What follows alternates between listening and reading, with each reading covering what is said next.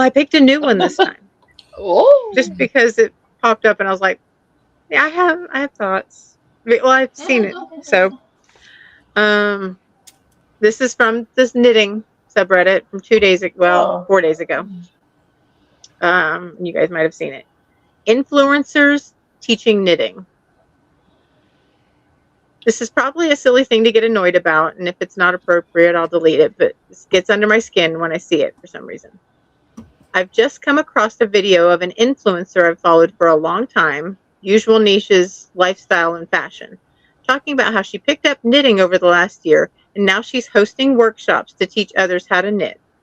It's not the first time I've seen someone online with less than a year's experience with knitting suddenly posting how-to videos or feeling qualified to be teaching, but every time I find it a bit baffling, especially because sometimes they get things wrong or don't fully understand what they're saying and need to be corrected in the comments, which just adds confusion. Having close to 7 years of knitting under my belt and a good amount of knowledge, I personally would not feel qualified to teach in any sort of formal setting. Of course, I've taught friends informally to get them started or help troubleshoot projects. It just feels like a staggering amount of overconfidence to go from novice to self-proclaimed teacher in a year. But maybe some people really do pick up skills super fast and feel confident enough to do that. My personal view is that whilst anyone should feel proud of their work and free to document, share their experience, journey, lessons along the way, to position yourself as a teacher or expert when you're very new to the craft is a bit misleading and could lead other newbies wrong. I also wonder whether it creates confusion about who in the online knitting community really has the expertise to back up their platform, rather than taking advantage of the more recent hype for knitting. Has anyone else seen this online? Do you feel similar, or am I weird? I've probably overthought this, but what are your thoughts? And I see that a lot too. We see a lot of knitting videos. Yeah, I don't really see influencers. I don't pay attention to influencers, so. Yeah, I don't either. But I mean, you know, as a yarn dyer, I always want more knitters because that's more business, obviously. Yeah. But if you're teaching and you keep getting corrected, like maybe step back and like learn. Right. Maybe you shouldn't be teaching if you don't know what you're doing. Like, wasn't there a couple weeks ago, didn't somebody mention a story about somebody who kept twisting their knit stitches and they had no idea, but they were all like, okay, so I'm an expert. Let me teach you how to do everything. And it's like, sweetie pie. Yeah. You got spinach in your teeth.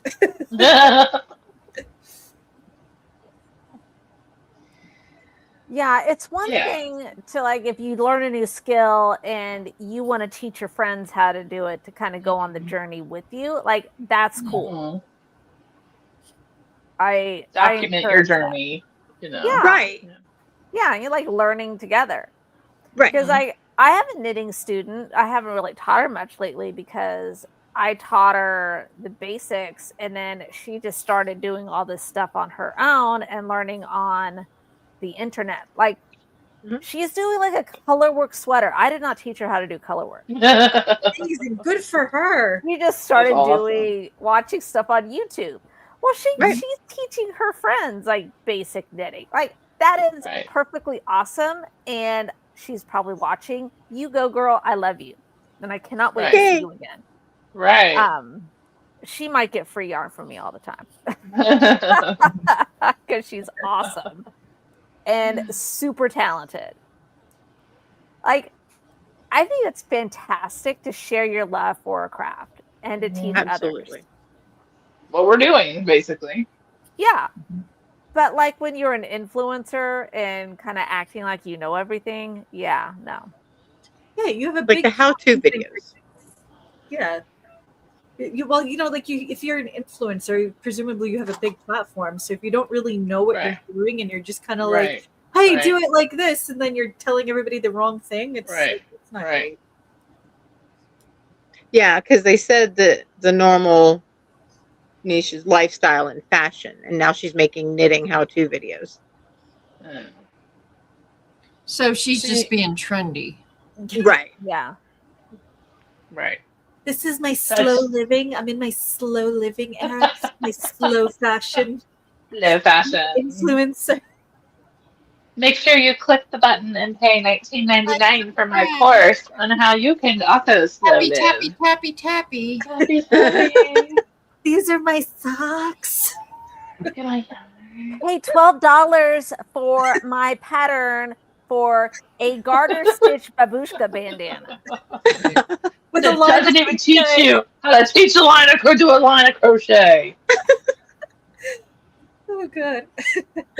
I mean, it kind of reminds me like I see it more because I've watched like all those anti-MLM videos and stuff, and they're really calling out the influencers now more because, and I don't really pay. Certainly, I wasn't on TikTok and I wasn't paying attention. Apparently, we are on TikTok. Apparently, I have no idea what's on there, but we're on there.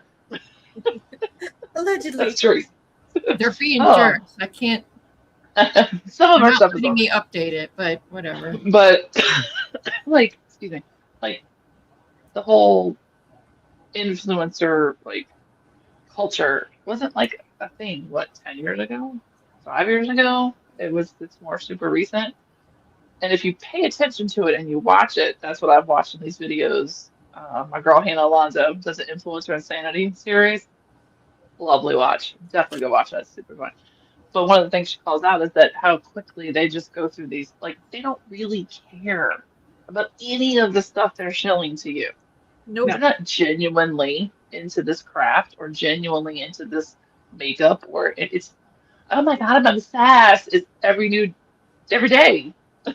Mhm. You're not really obsessed. You're getting clicks. paid to say that you like this.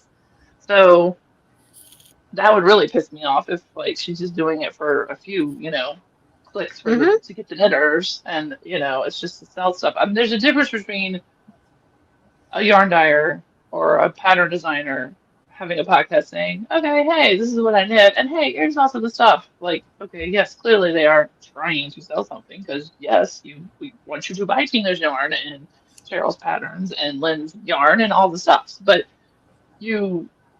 that's not the only thing, and it's not like any of them just picked this up and said, I'm going to do this today, So I'm that a week whole- into my yarn dyeing journey, and let me tell you what I've learned. Right. Well, and as long No, as if you're you're upfront, yeah. If you're doing it to like document, like, hey, I don't know what the hell I'm doing, but I'm going to document it, and if y'all know better, please tell me. Tell me if I'm screwing up. That's valid. Cool, fine, Oh yeah, I think those Yeah. documenting those journeys is actually a good thing. Right.